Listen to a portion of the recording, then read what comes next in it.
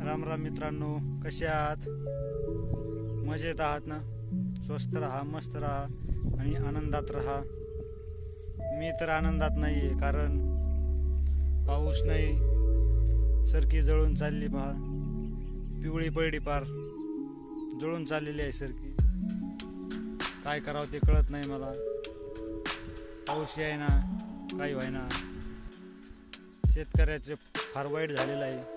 शेतकऱ्यावर फार वाईट दिवस आले सध्या.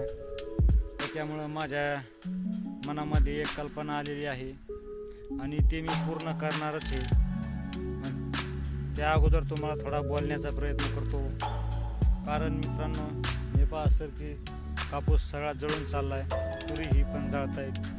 पाऊस नाही, काही नाही. असं वाटतंय काय करावं आणि काय नाही. मन फार विचलित झालेलं आहे. त्यामुळे व्हिडिओ बनवण्याचा निर्णय घेतला मी आणि कार्यक्रम करायचा म्हणला आज. तुम्ही म्हणता कोणता कार्यक्रम? तर कार्यक्रम तुम्हाला नंतर सांगतो मी, पण त्या अगोदर थोडं बोलतो तुमच्या संग आणि राम राम करतो तुम्हाला सर्वांना. तर मित्रांनो, शेतकऱ्यावर फार वाईट दिवस आले आहेत. त्यामुळे पाऊस आहे तर लाईट नाही, आणि लाईट आहे तर पाणी नाही, काय पाऊस नाही, अशी परिस्थिती आहे. सर्व इकडून तिकडून आणलं, पीक आणलं कस तरी, तर पिकाला भाव नाही, घातलेला खर्च निघत नाही. त्यामुळे शेतकरी फार विचलित झालेला आहे. त्यामुळं माझ्या मनात आज वेगळा निर्णय आलेला आहे. ते निर्णय घेण्याच्या अगोदर म्हणलं तुमच्यासोबत थोडे दोन शब्द बोलावं आणि आपला कार्यक्रम सुरू करू म्हणलं. तर तुम्हाला कार्यक्रम मी लाईव्हमध्ये दाखवणारच आहे. तर मित्रांनो, आज मस्त राहा, आनंदात राहा, एवढंच माझं तुम्हाला सांगणं आहे. आणि मी तुम्हाला तो लाईव्ह कार्यक्रम दाखवणार आहे आता थोड्या वेळामध्ये. आणि तो कार्यक्रम तुम्हाला मी लगेच दाखवायला सुरुवात करतो.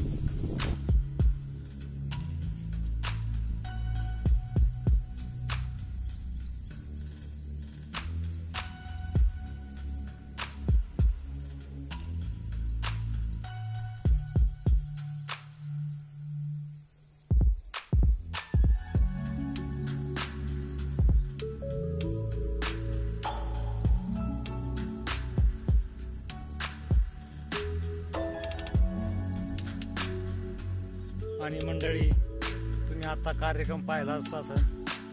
तो कार्यक्रम मी रद्द केलेला आहे, कारण त्या कार्यक्रमामुळं फार भीती वाटते, नको वाटतो तो कार्यक्रम.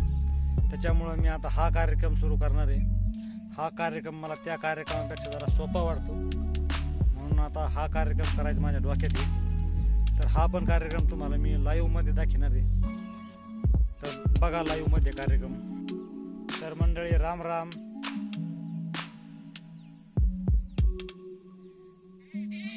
काय वाटलं तुम्हाला?